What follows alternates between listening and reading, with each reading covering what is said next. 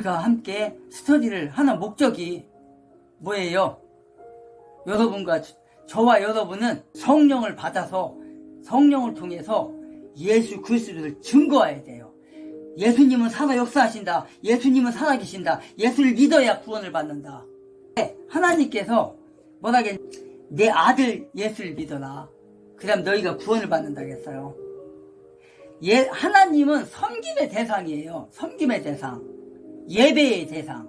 예배를 받으시는 누구의 이름으로? 예수의 이름으로. 누구의 도움으로? 성령의 도움으로.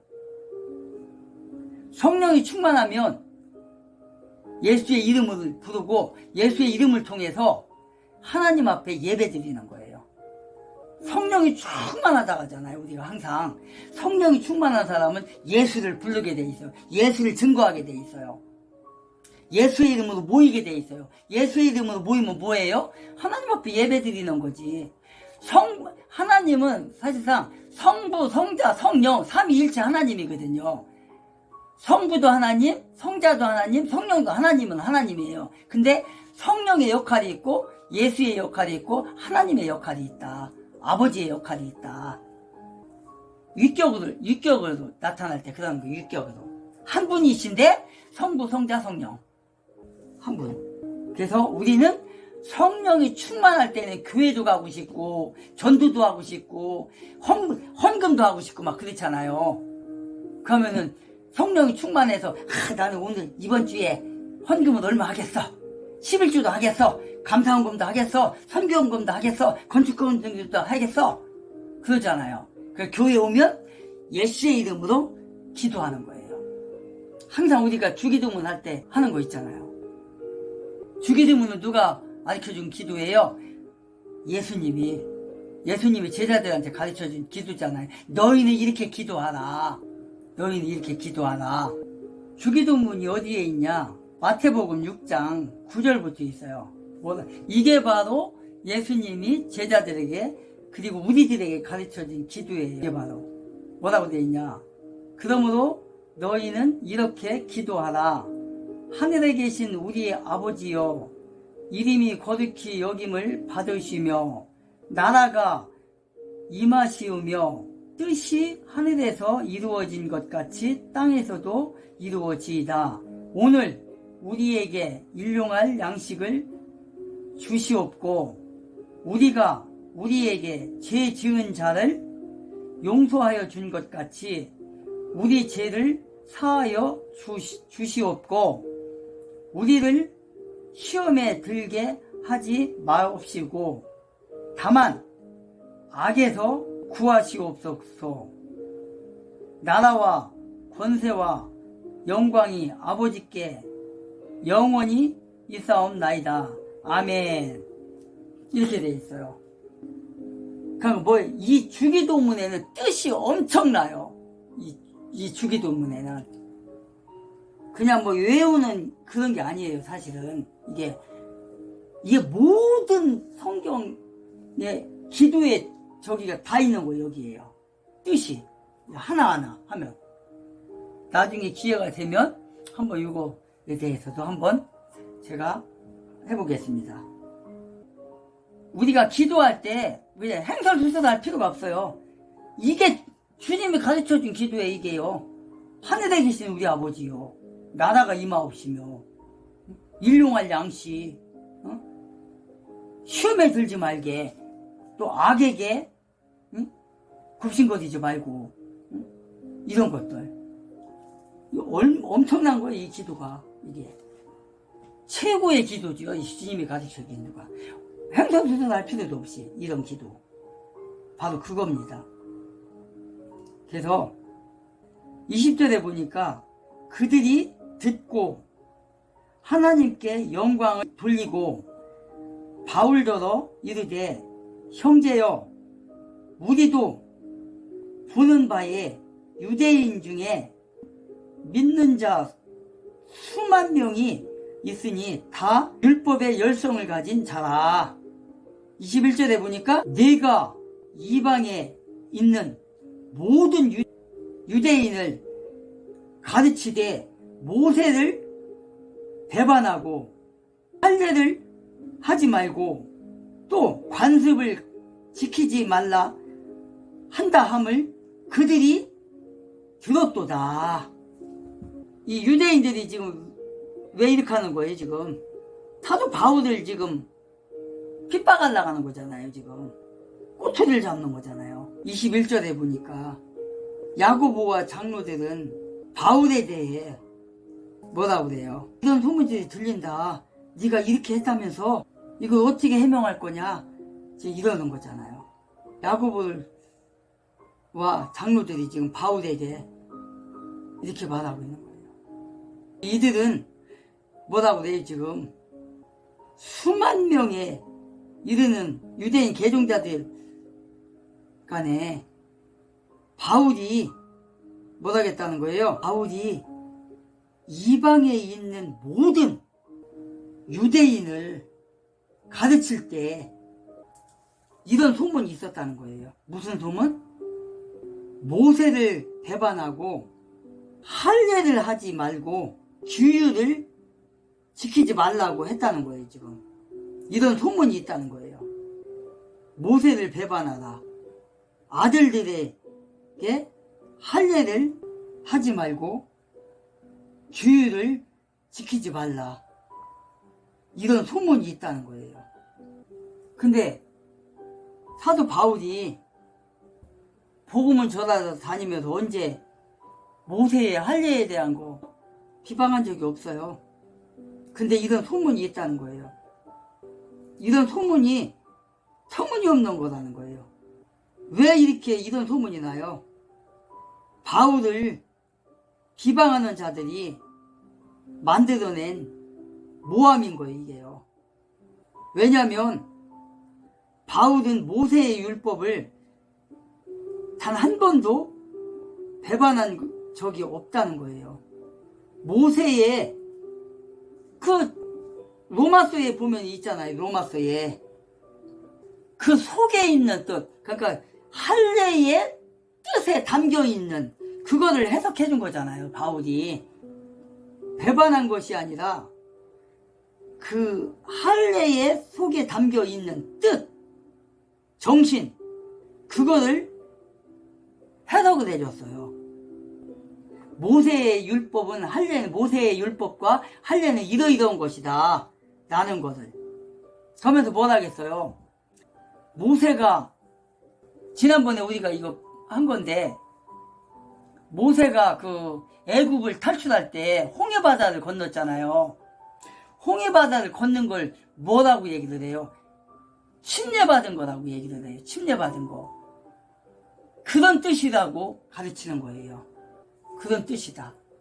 자, 우리가 침례를 받는 게 뭐예요?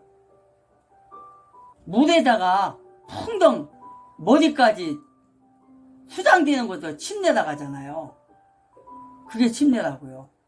송장처럼 이렇게 뒤로 그 침례 받을 때 교회에서 우리가 이제 이제 구원 받았다고 자기 스스로 확신이 드는 사람이 나 침례 달라고 신청을 해요. 그러면은 목사님이 뭐 침례탕이나 혹은 뭐 유원지 이런 데 야외에 가서 침례를 베푸는데 가운을 입고 뭐 이렇게 해갖고 이제 딱 이렇게 여러 명이, 2명인가가 이렇게 뒤에서 이렇게 받치고 이렇게 뒤로 딱 이렇게 물속에 풍덩 집어넣었다 이렇게 일어나요.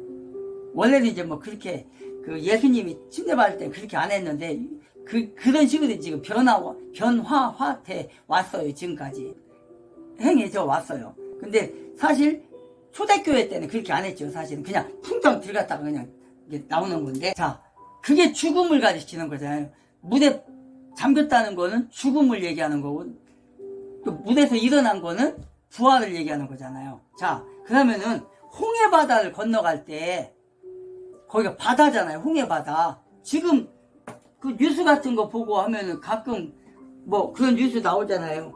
홍해바다를 뭐 배가 건너갈 때, 배가 이렇게 올 때 뭐를 만나고 뭐 어떻게 됐다가 뉴스에 가끔 나오잖아요. 그 홍해바다 거기를 얘기하는 거예요.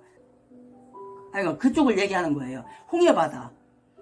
그곳이, 그 물이 하나님께서 그 물을 모세를 통해서 물을 갈랐어요. 얼마나 깊어요, 그 홍해바다가. 그걸 가르고 그 물이 벽이 됐단 말이에요. 벽이 양쪽으로. 그래갖고 밤새도록 그냥 막 그 홍해바다를 가르니까 바람이 불고 막 그러니까 땅이 말라버렸다고요. 그러니까 탈출된 60만 명이 사실은 60만 명이 아니라 한 200만에서 300만 되죠. 성경에는 이제 60만으로 나오는데 어쨌든 간에 그 60만이 건너올 때 물이 그냥 갈라져 갖고 지금 우리나라에도 그 어디야 진도 쪽에 가면은 진도 맞나? 그쪽에 가면은 그 몇 월 달이요. 그때 물이 갈라지는 것처럼 갈라지잖아요. 근데 그거하고 이건 약간 다르긴 한데 이거는 뭐와 이렇게 될 때 이제 갈라지는 건데 홍해바다 모세를 통해서 갈라질 때는 진짜 하나님의 능력으로 갈른 거예요. 하나님의 힘으로, 하나님의 말씀으로. 그냥 갈라지니까 가르고 나서 막 바람이 불고 하니까 바닥이 말라버린 거예요. 건너온 게 60만 대군이에요. 이스라엘 백성. 자, 그걸 가지고 그게 바로 수장됐다는 걸 상징하는 거다. 사도 바울이 그렇게 얘기를 해요. 마찬가지로 할례를 그런 식으로 설명을 한다고요. 할례를 사도 바울이. 그래서 사도 바울은 모세의 율법을 반대한 것이 아니다. 그 속에 담긴 정신을 망각하면 안 된다는 것을 말한 거다는 거예요. 단지 그 형식적인 면만을 추구하면 안 된다. 너희들이 형식적인 거기에 취해서 있으면 안 된다. 그 얘기인 거예요. 유대인들의 삶을 반대했던 거예요. 왜? 유대인들이 어떻게 바리새인이나 사두개인이나 이런 사람들이 어떻게 그때 당시 살아왔어요. 유전을 따라서 살아왔잖아요. 유전. 옛날부터 내려오는 그 유전. 예수님이 살아계실 때 뭐라 했어요? 너희들이 행하는 것은 옛날부터 내려오는 그 캐캐묵은 유전을 따서 너희들이 사는데 그렇게 하지 말라. 그건 잘못이다. 아니다. 예수님이 항상 바리새인들과 사두개인들과 이런 자들에게 그렇게 얘기를 했어요. 전통을 따라서 움직이지 말라. 유대인들의 삶이 그런 삶이었다는 거예요. 그래서 로마서에서 이렇게 얘기를 한 거예요. 로마서 2장 17절부터 율법을 자랑하는 내가 율법을 범함으로 하나님을 욕하게 하냐? 기록된 바와 같이 하나님의 이름이 너희 때문에 내가 율법을 행하며 할례가 유익하나 만일 율법을 범하면 네 할례는 무할례가 되느니라. 그런즉 무할례자가 율법의 규례를 지키면 그 무할례를 할례와 같이 여길 것이 아니냐. 또한 본래 무할례자가 율법을 온전히 지키면 율법 조문과 할례를 가지고 율법을 범하는 너를 정죄하지 않겠느냐? 이렇게 말하고 있어요. 뭐예요? 율법을 가리키는 율법을 네가 어기고 있잖아. 할례를 받았다가는 내가 율법을 어기고 할례를 안 받은 자보다 못하잖아. 차라리 이방인이 할례 받지 않고 율법을 지키는 게 너보다 낫지 않냐? 이 소리예요. 지금 우리가 읽은 게 로마서가 바로 이거. 지금 얘기하는 게 이거예요. 지금 사도 바울은 단 한 번도 모세의 율법을 어기라고 안 했어요. 할례를 나쁘다고 안 했어요. 이걸 말한 거예요. 지금 이거 네가 율법을 가리키는 네가 할례를 가리키는 네가 너는 그렇게 행하지 못하고 있잖아. 그런데 이방인이 차라리 율법을 다 지키면 너보다 나은 거야. 그 사람이 구원받아. 지금 이 말인 거예요. 이 할례 받았다고 자랑하는 네가 하나님의 백성처럼 네가 살고 있냐? 예수의 제자처럼 살고 있냐? 네가 못 살고 있잖아. 차라리 이방인이 그 율법을 다 지키면 너보다 나은 거야. 지금 이 말인 거예요. 그러니까 할례의 뜻, 율법의 뜻을 지금 말을 한 거예요. 사도 바울은 항상 늘 다니면서. 그런데 지금 유대인들이 그걸 가지고 지금 이렇게 사도 바울을 죽이려고 하는 거예요.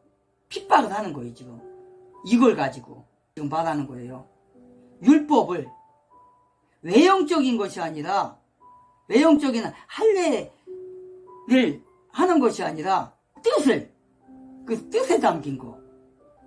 자, 그러면은 그 27, 28, 29에 무릇 표면적 유대인이 아니요, 표면적 육신의 할례가 아니니라. 오직 이면적 유대인이며 뭐래요? 오직 이면적 유대인이며 할례는 마음의 할례라고. 이면적이라는 말 나오니까 지금 제가 무슨 말을 하려고 하냐, 이게 이제 이면적이라는 거 읽으니까 우리나라 헌법 있잖아요. 우리나라 헌법에 선동죄라는 게 있어요. 선동죄, 그 다음에 그러니까 이적 세력들을 나타내는 거죠. 그 이석기가 그 국가보안법으로 감옥에 간 거잖아요. 7년인가 살았잖아요. 그게 뭐 때문에 그러냐면은 이 이면적 헌법 때문에 그런 거예요. 이 이면적 헌법 때문에. 그래서 백낙청이가 그때 언제냐면 박근혜 대통령 2016년도에 박근혜 대통령 탄핵할 때 촛불폭동이 일어났었잖아요. 그때 촛불폭동이 일어나가지고 광화문에서 광화문 이순신 장군 그 동상서부터 청와대 입구까지 있었어요. 그때 그러니까 촛불폭동 두 번째 날일 거예요. 아마 두 번째 날에 백낙청이가 누구예요? 김일성 주사파 중에서 최고 우두머리거든요. 백낙청이가. 그자가 촛불 집회에 나와가지고 뭐라 했냐면 박근혜가 탄핵이 돼서 끌려 내려올 거다. 그러면은 보궐선거가 있을 텐데 그때는 좌파가 정권을 잡게 될 거다. 이렇게 말을 해요. 그러면서 뭐라고 하냐면 좌파 정권이 들어서면, 우리 정권이 들어서면 무조건 이면적 헌법을 없애야 된다.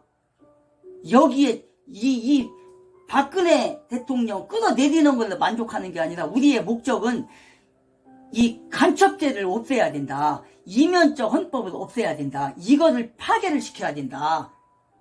그래야만이 이석기처럼 감옥에 가는 일이 없다. 그렇게 거기서 연설을 했어요. 이면적 헌법. 이면적 헌법은 뭐예요? 이면적 헌법은 그 뭐냐면 문서로는 없는 거예요. 문서로는.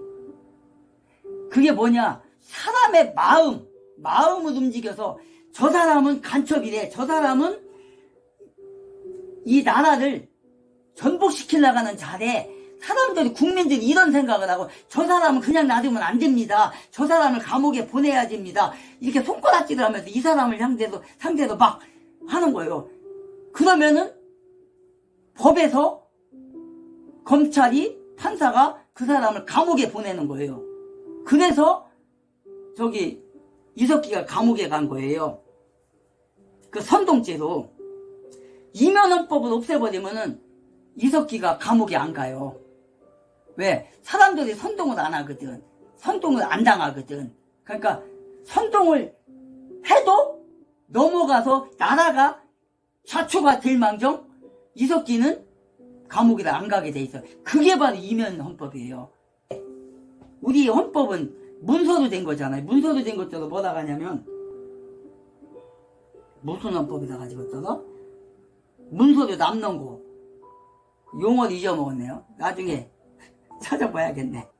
이면적 헌법이 있고 그 다음에 문서적으로 있는 것도 뭐라고 하는 거? 그게 문서도 돼 있는 것도 어쨌든 백낙청이가 두 번째 날 그런 연설을 했어요. 근데 결국은 이제 그 이면적 헌법을 이제 없애지는 못했는데 바로 그거예요. 이게 이면적이라는 말이 27절에 28절에 9절에 오직 이면적 유대인이며 할례는 마음의 할례니라. 이면적이라는 말이 그 말인 거예요. 이면적이라는 말이. 그러니까 이면적이라는 거는 말 그대로 숨겨져 있는 것. 그러니까 문서적으로 돼 있는 게 아니라 숨겨진 뜻. 서로 인간의 내적, 심리적 숨겨져 있는 것. 인간의 마음속에 내적으로 숨겨져 있는 그런 거를 이면적이라고 하는 거예요. 그런 거를 숨겨져 있는 거. 문서로 되어 있는 법이 아니라 숨겨져 있는. 그러니까 뭐예요? 성경으로 따지면 영혼의 내적 측면을 얘기하는 거잖아요. 영혼의 측면을 숨겨져 있는 참 이스라엘 백성은 뭐예요? 율법에 매여 있는 그런 사람이 아니다. 아브라함의 혈통이라고 자랑하는 자들 아니라는 거예요. 육신의 조상 아브라함의 혈통이라고 너희들 자랑하냐? 아니라는 거예요. 그게 내적으로 돼 있어야 된다. 내적으로. 그걸 얘기하는 거예요. 지금. 그러니까 우리나라 헌법이 바로 그런 거. 숨겨져 있는 내면적인 거. 사람이 아까 얘기했던 것처럼 이렇게 선동을 할 때 선동을 당해서 사람들이, 그러니까 이석기가 막 그렇게 막 내란죄가 뭐예요? 막 국민들이 선동해가지고 막 간첩질 해가지고 막 이렇게 하니까 막 뉴스 같은 데 나오고 하니까 국민들이 얼마나 불안해요. 그러니까 저 사람은 안 돼. 저 사람 우리나라를 전복시킬 사람이야. 저 사람 빨리 잡아넣어. 이런 거잖아요. 그러니까 그냥 경찰이 나서서 검찰이 나서서 체포해갖고 판사가 그냥 감옥에 보내는 판결을 내리는 거. 그게 바로 이면적이라는 거예요. 그게 바로. 그러니까 지금 사도 바울이 말하는 게 그거예요. 여기서 말하는 게. 저 유대인들이 사도 바울 당신을 가르쳐서 이렇게 모세의 율법을 폐기하라겠다. 할례를 받지 말라겠다. 비판했다. 이렇게 하는 거예요. 지금. 근데 아까도 우리가 로마서 읽었던 것처럼 그게 아니라는 거예요. 너희들이 할례자라고 저기에도 나오잖아요. 에베소에서 우리가 여러 번 얘기했잖아요. 저기 에베소서를.